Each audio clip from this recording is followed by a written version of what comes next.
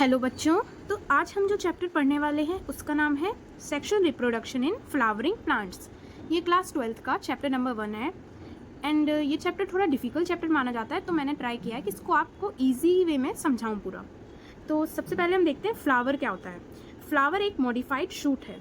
Shoot का मतलब plants में जो पार्ट ज़मीन के नीचे वाला होता है उसे रूट कहते हैं, और जो पार्ट ज़मीन के ऊपर होता है मिट्टी उसे शूट कहते हैं। जो ज़मीन में धंसा हुआ मिट्टी में पार्ट होता है उसे रूट कहते हैं, और जो ज़मीन के ऊपर वाला पार्ट होता है उसे शूट कहते हैं। तो फ्लावर एक मॉडिफाइड शूट है और ये किस किस से बना होता है? Calyx, Corolla, androecium and gynoecium.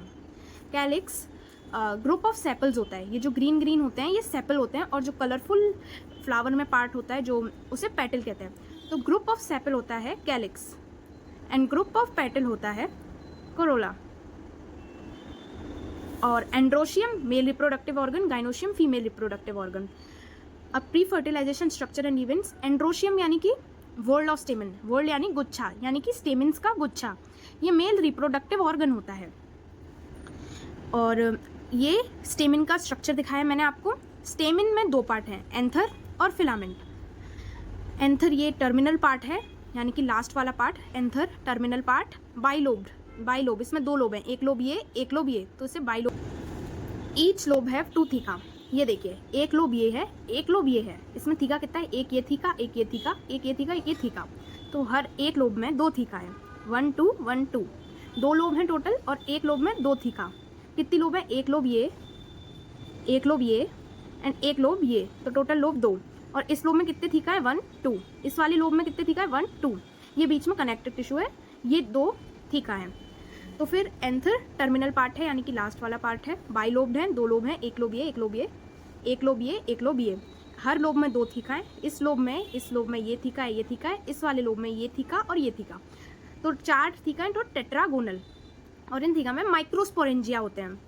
क्या होते हैं? माइक्रोस्पोरेंजिया। यहाँ थीका में माइक्रोस्पोरेंजिया होते हैं। और ये फिलामेंट क्या है? लॉन्ग सिलेंडर स्टॉक है। फिलामेंट लॉन्ग सिलेंडर स्टॉक है। ये स्टेमिन को, ये पूरा स्टेमिन है, इसको फ्लावर से जोड़ता है। क्या जोड़ता है? फिलामेंट ये पूरे स्टेमिन को फ्लावर से जोड़ता है। यहाँ पे फ्लावर होगा उससे जोड़ेगा फिलामेंट, ये पूरे स्टेमिन को फ्लावर से जोड़ेगा। अब स्ट्रक्चर ऑफ माइक्रोस्पोरेंजियम। माइक्रोस्पोरेंजियम और माइक्रोस्पोरेंजिया एक ही होता है, ये बस सिंगुलर प्लूरल वाला है। तो इसमें सबसे पहले हम लेयर्स की बात करते हैं। तो सबसे पहली जो लेयर होते हैं उसे कहते हैं एपिडर्मिस। क्या कहते हैं? एपिडर्मिस। उसके बाद दूसरी लेयर को एंडोडर्मिस, थर्ड लेयर होती है middle layer, and fourth layer होती है टेपिटम। टेपिटम क्या होती है? ये सबसे अंदर वाली लेयर होती है। और जो भी लेयर सबसे अंदर वाली होती है वो जनरली न्यूट्रिशन प्रोवाइड करती हैं, यानी कि नरिश करती हैं। तो जो भी सेल्स नरिश करती हैं उन सबके पास डेंस साइटोप्लाज्म होता है और एक से ज़्यादा न्यूक्लियस होता है, क्योंकि उन्हें खाना देना होता है, तो उनका साइटोप्लाज्म डेंस होता है और एक से ज़्यादा न्यूक्लियस होता है। मैंने क्या बताया आपको कि टेपिटम सबसे अंदर वाली लेयर होती है। तो जो अंदर वाली लेयर होती है वो खाना देती हैं, और खाना जो भी सेल्स खाना देते हैं उनका साइटोप्लाज्म हमेशा डेंस होता है और उनके पास एक से ज़्यादा न्यूक्लियस होता है। तो इसमें कितनी लेयर है? टोटल 4। पहले एपिडर्मिस, एंडोडर्मिस, मिडिल लेयर और टेपिटम। अब देखते हैं माइक्रोस्पोरेंजिया। ये माइक्रोस्पोरेंजिया क्या होती है? डेवलप करके पोलन सैक बनती है। माइक्रोस्पोरेंजिया के अंदर माइक्रोस्पोर्स होते हैं, वो पोलन ग्रेन बनते हैं। तो पोलन सैक के अंदर क्या होगा? Pollen grain. माइक्रोस्पोरेंजिया डेवलप करेंगी, पोलन सैक बनेंगी। माइक्रोस्पोर डेवलप करेंगे, पोलन ग्रेन बनेंगे। माइक्रोस्पोरेंजिया के अंदर माइक्रोस्पोर होता है, तो पोलन सेक्स के अंदर पोलन ग्रेन होते हैं। ये आपको समझ भी आ रहा होगा कि सेक्स यानी थैले, तो पोलन के सेक्स के अंदर क्या होगा? पोलन ग्रेन्स, सेक्स यानी थैले। माइक्रोस्पोरेंजिया डेवलप होकर पोलन सेक्स बनती है और ये माइक्रोस्पोर्स पोलन ग्रेन बनते हैं। अब हम माइक्रोस्पोरोजेनेसिस देखते हैं। माइक्रोस्पोरोजेनेसिस यानी कि फॉर्मेशन, और किसका फॉर्मेशन होगा? माइक्रोस्पोर का। माइक्रोस्पोर, तो ये इसकी डेफिनेशन है, formation of microspore from pollen mother cell. अब जो सेल्स होते हैं स्पोरोजीनस टिश्यू के, ये यहाँ पे थीका में स्पोरोजीनस टिश्यू के जो सेल्स होते हैं, ये पोलन मदर सेल्स, ये मियोसिस करके माइक्रोस्पोर का टेट्राड बनाते हैं। अब मैं आपको समझाती हूँ कि each cell of sporogenous tissue is a potential pollen और पोलन मदर सेल। ये एनसीईआरटी की लाइन है कि स्पोरोजीनस टिश्यू के सारे सेल पोटेंशियल पोलन या पोलन मदर सेल है, यानी कि स्पोरोजीनस टिश्यू में सभी सेल पोलन मदर सेल बन सकते हैं। तो कोई भी सेल स्पोरोजीनस टिश्यू का जो पोलन मदर सेल हो सकता है, तो वो क्या करता है? मियोसिस करता है। पोलन मदर सेल मियोसिस करके तो हमेशा 4 माइक्रोस्पोर बनेंगे। कितनी बनेंगी? 4। हमेशा मियोसिस होगी तो 4 बनते हैं, और उनकी प्लॉइडी क्या होती है? N।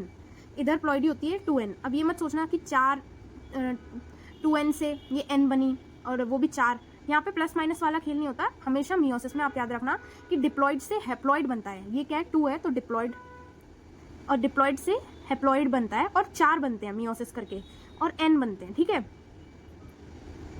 n प्लॉइडी होती है, हैप्लॉइड होते हैं।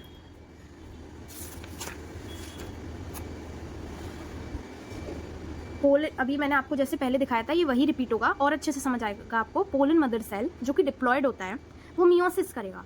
मियोसिस करके कितने सेल्स बनते हैं, हमेशा 4, 1 2 3 4, और उनकी प्लॉइडी हमेशा n होती है। 2n से कितने बनेंगे, n, और कितने बनेंगे 4, 1 2 3 4, और ये तो 4 माइक्रोस्पोर बन गए। और इनमें एक लेयर है कैलोस की जिसकी वजह से ये लोग चिपके हुए हैं, माइक्रोस्पोर्स। फिर ये डिहाइड्रेट होगा तो ये पोलन ग्रेन बनेंगे, पोलन डिहाइड्रेट। और पोलन ग्रेन मेल गैमेटोफाइट है। क्या है, मेल गैमेटोफाइट, याद रखना होगा आपको इसको। मेल गैमीट नहीं है, मेल गैमेटोफाइट है। पोलन ग्रेन मेल गैमेटोफाइट है जिसके पास मेल गैमीट होता है। पोलन ग्रेन मेल गैमीट नहीं है, मेल गैमेटोफाइट है। अब हम पोलन ग्रेन का स्ट्रक्चर देखते हैं। पोलन ग्रेन के पास वैरायटी ऑफ स्ट्रक्चर्स होते हैं, इनका अलग अलग साइज हो सकता है, शेप हो सकता है, कलर हो सकता है, और डिजाइन भी अलग अलग हो सकती है एक्साइन लेयर की वजह से। तो एक्साइन जो है वो आउटर हार्ड लेयर है। एक्साइन आउटर यानी बाहर वाली, हार्ड यानी कि कठोर लेयर है जो कि स्पोरोपोलिन से बनी हुई है। याद रखना स्पोरोपोलिन क्या होता है, सबसे ज्यादा resistant organic material. Sporopollenin most resistant organic material में अभी तक जो है वो है। जैसे आपसे पूछा जाए कि सबसे ज्यादा रेजिस्टेंट ऑर्गेनिक मटेरियल क्या है, तो स्पोरोपोलिन जो नेचुरल है, ठीक है। अब दूसरी जो लेयर आती है वो इंटाइन की होती है। ये इनर होती है यानी अंदर की साइड होती है, थिन होती है, पतली होती है, कंटिन्यूस होती है। और ये किससे बनी है, सेल्यूलोज और पैक्टिन से, सेल्यूलोज और पैक्टिन से। अब यहाँ 2 सेल्स हैं, एक वेजिटेटिव सेल और जेनरेटिव सेल। वेजिटेटिव सेल बड़ा होता है, इसके पास अबंडेंट फूड रिजर्व है। अबंडेंट यानी बहुत सारा फूड बचा के रखा हुआ है खाना। लार्ज इरेगुलर न्यूक्लियस, लार्ज यानी बड़ा, इरेगुलर यानी बिना कोई शेप नहीं है, न्यूक्लियस है, ठीक है। वेजिटेटिव सेल बड़ा है, इसके पास अबंडेंट फूड रिजर्व है, और लार्ज इरेगुलर शेप यानी कोई भी बिना शेप का न्यूक्लियस है, ऐसे ही शेपलेस, ठीक है। उसके बाद जेनरेटिव सेल आता है। जेनरेटिव सेल स्मॉल है, स्पिंडल शेप यानी कि ऐसे शेप का है, ठीक है, और इसका साइटोप्लाज्म डेंस है। जो पोलन ग्रेन का साइज होता है वो 25 to 50 माइक्रोमीटर है। कितना है, 25 to 50 माइक्रोमीटर। अब हम पोलन ग्रेन मेल गैमेटोफाइट है, आपको बताया था, मेल गैमीट नहीं है, इसके पास मेल गैमीट होता है, लेकिन पोलन ग्रेन एक मेल गैमेटोफाइट है। अब पोलन ग्रेन की वायबिलिटी कब तक होती है, वायबिलिटी यानी कि कब तक पोलन ग्रेन चलेगा, यानी कि उसके बाद एक्सपायर हो जाएगा। राइस और व्हीट में जो पोलन ग्रेन की वायबिलिटी होती है वो 30 मिनट्स होती है। 30 मिनट्स के बाद जो पोलन ग्रेन होता है राइस और व्हीट का वो एक्सपायर हो जाता है। क्या हो जाता है, एक्सपायर हो जाता है। कुछ फैमिली हैं जिसमें कि पोलन ग्रेन की वायबिलिटी कई मंथ्स तक है, जैसे कि रोजेसी, लेग्यूमिनेसी एंड सोलेनेसी। इसमें पोलन ग्रेन कई मंथ्स तक चलता है, उसके बाद एक्सपायर होता है। और हम पोलन ग्रेन को लिक्विड नाइट्रोजन में स्टोर भी कर सकते हैं कई सालों तक पोलन ग्रेन को। उसके बाद पोलन ग्रेन एलर्जी भी कॉज करता है, जैसे कि पार्थेनियम कॉज करता है, कैरेट ग्रास। पोलन ग्रेन के पास न्यूट्रिएंट्स में भी काफी रिच होता है, इसीलिए athletes pollen tablet and syrups लेते हैं अपनी स्ट्रेंथ को बढ़ाने के लिए, क्योंकि इसमें न्यूट्रिएंट्स बहुत होते हैं। 60% एंजियोस्पर्म में पोलन ग्रेन 2 सेल स्टेज पे शेड हो जाता है, और 40% एंजियोस्पर्म्स में पोलन ग्रेन 3 सेल स्टेज पे शेड होता है, ठीक है। अब हम आते हैं पिस्टिल, मेगास्पोरेंजियम एंड एम्ब्रियोशियम, यानी कि फीमेल रिप्रोडक्टिव पार्ट। गाइनोशियम आपको पता ही होगा, गायनी जनरली फीमेल से रिलेटेड वर्ड है, तो फीमेल रिप्रोडक्टिव पार्ट गाइनोशियम तो कहते हैं। अब पिस्टिल के पास 3 पार्ट्स होते हैं। गाइनोशियम का पिस्टिल के पास कितने पार्ट्स हैं, 3 part, stigma, style and ovary. ये है स्टिग्मा, ये है स्टाइल लंबा सा, और ये है नीचे ओवरी। ऊपर ये स्टिग्मा है, ये पूरे ये लंबा सा पार्ट है वो स्टाइल है, और नीचे ये ओवरी है। तो स्टिग्मा ये landing platform for pollen grain है, यानी कि यहाँ पे आके पोलन ग्रेन लैंड होते हैं, ठीक है। पोलन ग्रेन यहाँ से इनसे चिपक जाते हैं, तो ये थोड़ा फेदरी भी होता है ताकि पोलन ग्रेन को एकदम आए तो ट्रैप कर ले। स्टिग्मा क्या करने के लिए बना हुआ है, ट्रैप करने के लिए पोलन ग्रेन्स को, या फिर पोलन ग्रेन स्टिग्मा पे आके लैंड हो जाते हैं। फिर वो इस स्टाइल से होते हुए ओवरी में जाते हैं। स्टाइल में ऐसे अंदर ये ट्यूब लाइक स्ट्रक्चर है, लंबा सा, इलोंगेटेड लंबा है, सिलेंडर पार्ट है, और इसमें होते हुए पोलन ग्रेन ओवरी में जाता है। ओवरी क्या है, बेसिल, नीचे की साइड है बेसिल, बल्ज पार्ट, बल्ज यानी फूला हुआ, बल्ज यानी कि फूला हुआ। इसके पास ओवेरियन कैविटी है, ओवरी में ही तो ओवेरियन कैविटी होगी, नॉर्मल सी बात है, और इस ओवरी में ही प्लासेंटा है, ठीक है। अब मेगास्पोरेंजिया को हम ओव्यूल्स कहते हैं, megasporangia commonly called as ovules, ठीक है। तो ओव्यूल जो होते हैं वो डेवलप होकर सीड बनते हैं, एंड ओवरी फ्रूट बनती है, ठीक है। अब जैसे कि कोई भी फ्रूट है, तो असल में जो फ्रूट है वो ओवरी होती है, फिर वो डेवलप करके फ्रूट बनती है, और उसके अंदर जो सीड्स होते हैं वो ओव्यूल्स होते हैं, समझे। जैसे कि कोई भी फ्रूट है वो ओवरी होता है, फिर वो डेवलप करके फ्रूट बनता है, और उसके अंदर जो सीड्स होते हैं वो ओव्यूल्स होते हैं, फिर वो डेवलप करके सीड बनते हैं, अब हम आते हैं मेगास्पोरेंजियम पर। ये मेगास्पोरेंजियम और मेगास्पोरेंजिया एक ही चीज़ है, बस मेगास्पोरेंजिया प्लूरल के लिए यूज़ किया जाता है, ओव्यूल्स, और मेगास्पोरेंजियम ये सिंगुलर है, तो ओव्यूल, ठीक है, दोनों एक ही वर्ड है, बस ये प्लूरल है और ये सिंगुलर है। तो मेगास्पोरेंजियम यानी कि ओव्यूल का स्ट्रक्चर हम देख रहे हैं। तो सबसे पहले हम देखेंगे माइक्रोपाइलर पोल, और नीचे कौन सा पोल है, चलाजल पोल। तो इसे याद कैसे रखोगे आप, ऊपर कौन सा पार्ट है एम और नीचे वाला पार्ट है सी। तो ऊपर कौन सा पोल है, माइक्रोपाइलर पोल, और नीचे चलाजल पोल। अब हम देखेंगे आउटर इंटेग्यूमेंट और इनर इंटेग्यूमेंट। पहले क्या आएगा, आउटर इंटेग्यूमेंट, फिर आएगा इनर इंटेग्यूमेंट। आउटर इंटेग्यूमेंट क्या करता है, प्रोटेक्टिव एनवेलप है, ये दोनों ही प्रोटेक्टिव एनवेलप में ओव्यूल के लिए, ओव्यूल को प्रोटेक्ट करने के लिए बने हैं। आउटर इंटेग्यूमेंट, इनर, पहले क्या आएगा आउटर फिर इनर।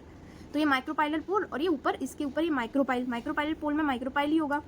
और न्यूक्लियस यानी कि मास ऑफ सेल, ये सेल्स का गुच्छा रहता है, इनके पास अबंडेंट फूड रिजर्व होता है, ठीक है। और नीचे एम्ब्रियोसेक आपको नीचे स्ट्रक्चर बताऊंगी मैं अभी। और फ्यूनिकल क्या है, ये स्टॉक है जो कि ओव्यूल को अटैच कराता है प्लासेंटा से। ओव्यूल प्लासेंटा से अटैच होगा। ओव्यूल किस में होगा, ओवरी में जाते हैं ना, ओव्यूल ओवरी में होता है, तो वो उसको अटैच कराता है प्लासेंटा से, फ्यूनिकल, ठीक है। अब हम जाते हैं मेगास्पोरोजेनेसिस पर। मेगास्पोरोजेनेसिस यानी कि मेगास्पोर की फॉर्मेशन, जेनेसिस यानी फॉर्मेशन। तो मेगास्पोर मदर सेल मियोसिस करेगा, कोई भी मियोसिस करता है तो आपको बताया था कितने सेल बनते हैं, 4। और प्लॉइडी क्या होती है, एन, याद रखना इस चीज को, 2n से n बनेंगे और कितने बनेंगे, 4 मियोसिस करने पर, ठीक है। अब फीमेल गैमेटोफाइट का स्ट्रक्चर देख रहे हैं हम, यानी कि एम्ब्रियोसेक। फीमेल गैमेटोफाइट क्या होता है, एम्ब्रियोसेक, याद रखना है। कोई पूछे फीमेल गैमेटोफाइट क्या है तो एम्ब्रियोसेक, ठीक है। अब इसमें देखना कितने सेल्स हैं टोटल, 1 2 3, ठीक है, 3 सेल हो गए, एक सेंट्रल सेल 4, एग सेल 5, और सिनर्जिड्स ये भी 2 सेल हैं, 6 और 7, तो कितने सेल हैं, 7 सेल।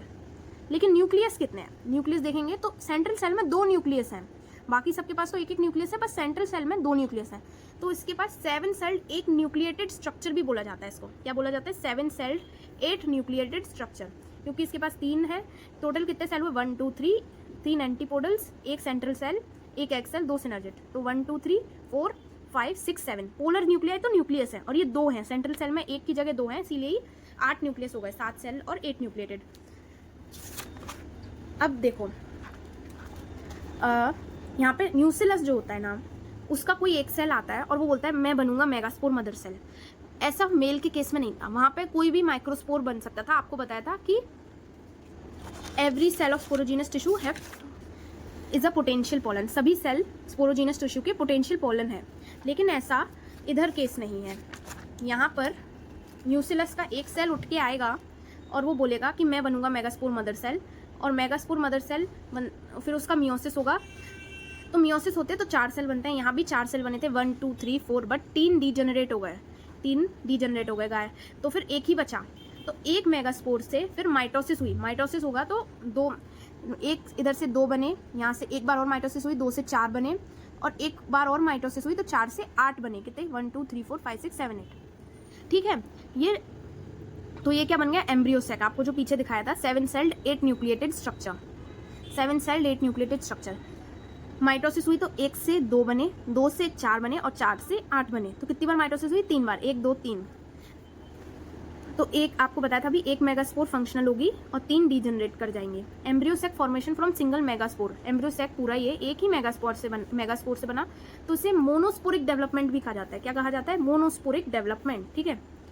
अब डबल फर्टिलाइजेशन, डबल फर्टिलाइजेशन में क्या होता है, pollen tube 2 male gamete release करती है, पोलन ट्यूब, तो एक मेल गैमीट तो एग के पास चले जाता है और जाइगोट बना लेता है अपना डिप्लॉयड, 2n वाला जाइगोट बन जाता है एग के पास, एक मेल गैमीट आएगा, वो एग के साथ फ्यूज हो जाएगा और डिप्लॉयड जाइगोट बन जाएगा। लेकिन एक दूसरा मेल गैमीट वो ना सेंट्रल सेल की पोलर न्यूक्लियाई के पास जाएगा और ट्रिप्लॉयड यानी कि 3n स्ट्रक्चर बनेगा, क्योंकि पोलर पहली सेंट्रल सेल 2n है, फिर एक और फ्यूज करेगा मेल गैमीट उसके साथ, तो वो 3n तो बनेगा ही, और प्राइमरी एंडोस्पर्म न्यूक्लियस बनेगा। क्या बनेगा, प्राइमरी एंडोस्पर्म न्यूक्लियस। तो ये इसे ट्रिपल फ्यूजन भी कहा जाता है, क्योंकि 3n प्लॉइडी लेवल है ना, ट्रिप्लॉइड है, और ये 2 जगह फर्टिलाइजेशन हुआ, एक मेल गैमीट यहाँ पे फ्यूज हुआ, एक यहाँ पे फ्यूज हुआ, तो 2 जगह फर्टिलाइजेशन हुआ, तो इसे डबल फर्टिलाइजेशन भी कहते हैं, ठीक है।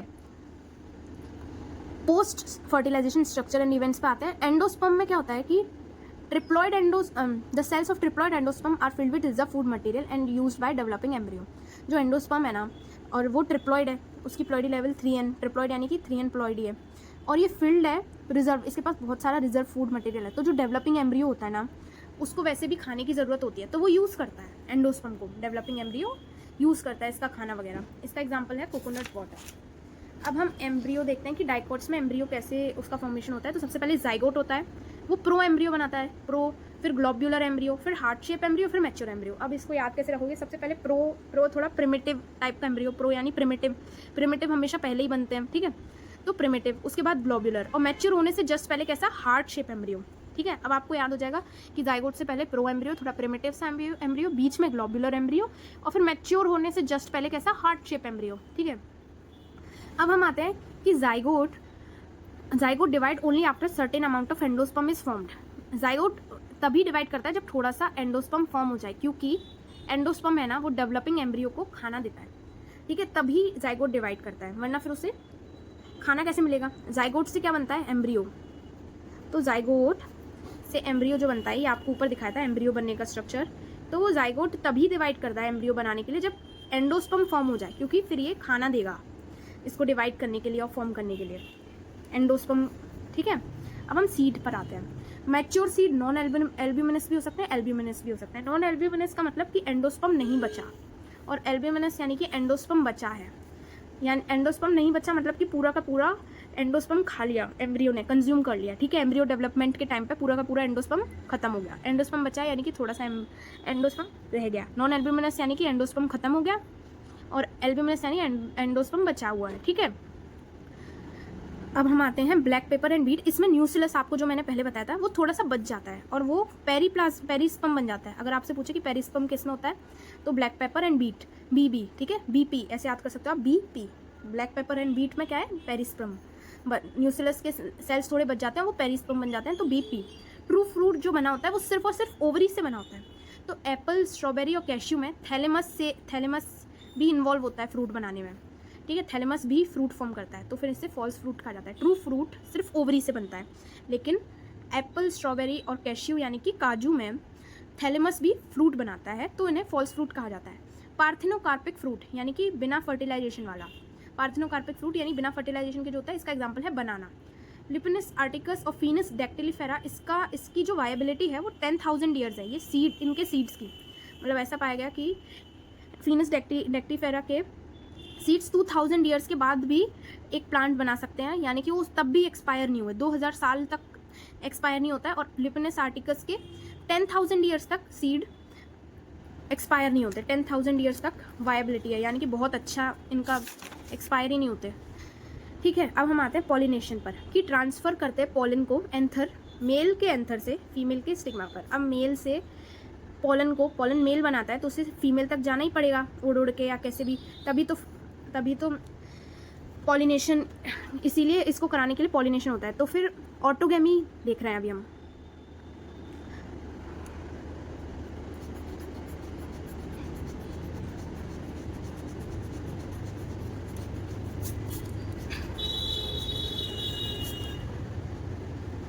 अब हम देख रहे हैं पॉलिनेशन, यानी कि transfer of pollen from anther to the stigma, यानी कि पोलन का ट्रांसफ़र, मेल का एंथर ही तो बनाता है पोलन, तो मेल के एंथर से फीमेल के स्टिग्मा तक पोलन का ट्रांसफ़र, उसे हम कहते हैं पॉलिनेशन। तो वो कराया कैसे जाएगा, ठीक है। देखो, तो ऑटोगेमी क्या होता है? सबसे पहले ऑटोगेमी होता है कि सेम फ्लावर, यानी कि transfer of pollen from anther to the stigma of same flower. एक ही फ्लावर है, उसमें एंथर है और उसी में स्टिग्मा है, तो यहाँ से इधर से ही एक ही फ्लावर के एंथर से उसके स्टिग्मा पे भेज दिया, तो ये ऑटोगेमी कहलाएगा, एक ही फ्लावर में, ठीक है, कोई भी डिफरेंट फ्लावर नहीं, एक ही फ्लावर है, वो बाइसेक्सुअल है, उसी में एंथर है, उसी में स्टिग्मा है, तो एंथर से स्टिग्मा तक पहुँचा दिया, इसे कहते हैं ऑटोगेमी, ठीक है। और इसका एग्जाम्पल है वायोला एंड ऑक्जेलिस, ठीक है। उसके बाद जेनेटोगेमी, इसमें different flower of same plant, यानी एक ही प्लांट में एक फ्लावर ये है, एक फ्लावर ये है, यानी इसके एंथर से इसके स्टिग्मा पर पहुंचा दिया, इसके मेल से इसके फीमेल पर पहुंचा दिया, तो प्लांट तो एक ही है ना, तो इनका जेनेटिक कॉम्बिनेशन तो सेम ही होगा, तो एक तरह से जेनेटिकली ऑटोगेमी है, लेकिन फंक्शनली क्रॉस पॉलिनेशन है। फंक्शनली क्रॉस पॉलिनेशन ऐसे है क्योंकि एक फ्लावर से दूसरे फ्लावर पर जा रहा है, तो क्रॉस पॉलिनेशन तो है, दूसरे फ्लावर पर जा रहा है यानी क्रॉस पॉलिनेशन, लेकिन जेनेटिकली ऑटोगेमी होगा क्योंकि प्लांट तो एक ही है ना, तो इनका जो जेनेटिक कॉम्बिनेशन होगा जो वो तो सेम ही होगा। तो transfer of pollen from anther to the stigma of another flower of same plant, दूसरे फ्लावर पर बट सेम प्लांट के, ठीक है, different flower but same plant. तो फंक्शनली तो क्रॉस पॉलिनेशन है, बट जेनेटिकली ऑटोगेमी है, और फिर जेनोगेमी, ये सबसे बेटर माना जाता है और नेचर इसी को प्रेफर करता है। ठीक है, ये क्रॉस पॉलिनेशन है, यानी कि दो प्लांट्स हैं डिफरेंट, एक प्लांट ये है, एक प्लांट ये है, इस प्लांट के एंथर से इस प्लांट पर जा रहा है, स्टिग्मा पर, इस दूसरे प्लांट पर, दूसरे डिफरेंट प्लांट्स हैं और डिफरेंट फ्लावर्स हैं, तो ये तो क्रॉस पॉलिनेशन है ही। Transfer of pollen grain from anther to the stigma of different plant दूसरे प्लांट पर जा रहा है। ठीक है, अब हम आते हैं एजेंट्स ऑफ पॉलिनेशन पे। सबसे पहले एबायोटिक यानी नॉन लिविंग एजेंट्स, तो विंड पॉलिनेशन, सबसे ज़्यादा विंड पॉलिनेट करती है। तो जो विंड जिन पॉलेंस को पॉलिनेट करती है वो लाइट होनी चाहिए, तभी तो हवा उन्हें उड़ा पाएगी। नॉन स्टिकी होने चाहिए, चिपकने नहीं चाहिए, अगर कहीं से चिपक गए तो हवा उन्हें उड़ा नहीं पाएगी। पोलन, ठीक है, ये वाले पोलन होने चाहिए, लाइट नॉन स्टिकी पोलन। ठीक है, और जो स्टेमन्स होना चाहिए वो वेल एक्सपोज्ड होना चाहिए, यानी कि जो फ्लावर है उसमें स्टेमन बाहर निकले होने चाहिए थोड़े। अंदर अगर फ्लावर में घुसे हुए होंगे तो हवा उन्हें उड़ा कैसे पाएगी, बाहर होगा स्टेमन, तो वहाँ से पोलन हवा ईजिली उड़ा लेगी। और स्टिग्मा अगर लार्ज होगी ऐसे तो वो पोलन्स को ईजिली ट्रैप कर लेगी। ठीक है, पोलन्स पकड़ लेगी ईजिली। तो ये इसका एग्जाम्पल होता है विंड पॉलिनेशन का ग्रासेस। ठीक है, अब हम आते हैं वाटर पॉलिनेशन। वाटर पॉलिनेशन काफ़ी रेयर है, सिर्फ 30 जेनेरा में ही होता है। कितने में? 30। ओके, और वो भी मोनोकॉट्स की। इसका एग्जांपल है वेलिस्नेरिया एंड हाइड्रिला। याद रखना, Vallisneria and hydrilla. Hydrilla water से हाइड्रिला हाइड्रेट, हम वाटर पानी पीने के लिए कहते हैं ना, हाइड्रेट योरसेल्फ, हाइड्रेट। तो हाइड्रिला थोड़ा वाटर से रिलेटेड नाम है, तो याद रखना कि वाटर पॉलिनेशन करना है। और वेलिस्नेरिया याद कर लेना। वेलिस्नेरिया में क्या होता है? एपीहाइड्रोफिली होती है, यानी कि वाटर के सरफेस पर पॉलिनेशन होता है। और सी ग्रासेस में भी वाटर पॉलिनेशन होता है, लेकिन वाटर सरफेस के नीचे। कहाँ पे? जैसे कि वेलिस्नेरिया में सरफेस पे पॉलिनेशन हो जाएगा, सी ग्रासेस में सरफेस के नीचे पॉलिनेशन होगा, वाटर सरफेस के, पानी के अंदर पॉलिनेशन होगा। तो हाइपोहाइड्रोफिली, एपी जो वर्ड होता है वो सरफेस के लिए यूज होता है, हाइपो यानी नीचे। ठीक है, अब देखो, water lily and water hyacinth are not pollinated by water but by insect और विंड। ये थोड़ा आयरॉनिकल है कि जिन वाटर लिली और वाटर हाइसिंथ दोनों के ही नाम में वाटर है, याद रखना, इससे आप याद भी कर सकते हो, दोनों के ही नाम में वाटर है, बट दोनों ही वाटर पॉलिनेशन नहीं करते।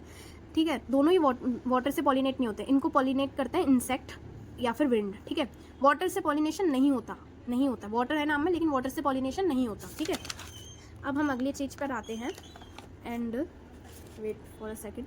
बायोटिक एजेंट्स यानी कि लिविंग एजेंट्स जो पॉलिनेशन कराते हैं, तो वो हैं बीज, मधुमक्खी वगैरह, बटरफ्लाइज, ये सब कराते हैं। बीज डोमिनेटिंग है, सबसे ज़्यादा बीज कराती हैं, क्योंकि उन्हें रिवॉर्ड भी मिलता है, नेक्टर मिलता है ना, जिससे वो हनी वगैरह बनाती हैं, तो सबसे ज़्यादा बीज पॉलिनेट कराती हैं। और जो फ्लोरल रिवार्ड्स हैं, यानी पॉलिनेशन कराने के बाद जो तुम्हें फ्लावर रिवॉर्ड देता है, यानी कि ऐसा गिफ्ट देता है, वो नेक्टर होता है या pollen grain. Insect pollinating flowers में जनरली क्या होता है? लार्ज, यानी बड़े बड़े कलरफुल पेटल्स होते हैं, जिसकी तरफ फिर इंसेक्ट अट्रैक्ट होते हैं। पिंक कलर के बड़े सुंदर फ्लावर्स होते हैं, और इंसेक्ट उनको देख के अट्रैक्ट होते हैं, और फ्रेगनेंस बहुत अच्छी आ रही होती है, बहुत अच्छी स्मेल कर रहे होते हैं, नेक्टर में रिच होते हैं, जिससे कि बीज वगैरह आते हैं। ठीक है, तो इंसेक्ट पॉलिनेटिक फ्लावर हमेशा लार्ज, सुंदर और अच्छे होते हैं। ठीक है, अब आउट ब्रीडिंग डिवाइसेस, आपने हमेशा पढ़ा ही होगा कि नेचर सेल्फ पॉलिनेशन को डिस्करेज करती है और क्रॉस पॉलिनेशन को एनकरेज करती है, क्योंकि सेल्फ पॉलिनेशन हमेशा कब एवोल्यूशन वगैरह इन सब चीज़ों के लिए थोड़ा फायदेमंद नहीं रहता, क्रॉस पॉलिनेशन हमेशा बेटर माना जाता है अकॉर्डिंग टू नेचर। तो इसको सेल्फ पॉलिनेशन को प्रिवेंट करने के लिए, यानी रोकने के लिए क्या होता है? एक तो ये होता है कि एंथर और स्टिग्मा की पोजीशन अलग कर दी, यानी कि एंथर और स्टिग्मा को बहुत दूर कर दिया, तो पोलन ग्रेन एंथर से स्टिग्मा पर जा ही नहीं पाएगा और फर्टिलाइजेशन हो ही नहीं पाएगा, तो फिर सेल्फ पॉलिनेशन रुक जाएगा। ठीक है, और दूसरा तरीका है कि यूनिसेक्सुअल फ्लावर बना दो। एक प्लांट पे सिर्फ मेल ही मेल है, तो फिर वो कर ही नहीं पाएगा सेल्फ पॉलिनेशन, दूसरे प्लांट में जाना पड़ेगा उसे। ठीक है, और दूसरे प्लांट में अगर फीमेल है तो उसे वो बना ही नहीं पाएगी, पोलन दूसरे प्लांट से लेना पड़ेगा। और एंथा और stigma not working at same time पे काम ही नहीं कर रहा है, तो उससे भी फिर सेल्फ पॉलिनेशन नहीं होगा। पोलन पिस्टल इंटरेक्शन, अब ये देखते हैं पोलन पिस्टल। हमेशा ऐसा कहा जाता है ना, फीमेल रिजेक्ट या एक्सेप्ट करती है आपका प्रपोजल, तो फीमेल एक्सेप्ट और रिजेक्ट करती है यहाँ पे पोलन को। और ये किसका रिजल्ट होता है? आपस में बातचीत चल रही होती है पोलन ग्रेन और पिस्टल के बीच में। ऐसे आप याद कर सकते हो डेफिनेशन को, कि पोलन एक्सेप्ट या रिजेक्ट करती है, पिस्टल एक्सेप्ट या रिजेक्ट करती है पोलन को। और ये किसका रिजल्ट होता है? कंटिन्यूस डायलॉग, यानी बातचीत बिटवीन किसके बीच में? पोलन ग्रेन और पिस्टल के बीच में। ठीक है, वो अब देखते हैं बातचीत करके एक्सेप्ट करेगी या रिजेक्ट। थोड़ा इजी टाइप में मैंने आपको समझा दिया। आई होप आपको ये चैप्टर समझ में आया होगा, एंड इसके नोट्स आपको डिस्क्रिप्शन बॉक्स में मिल जाएंगे।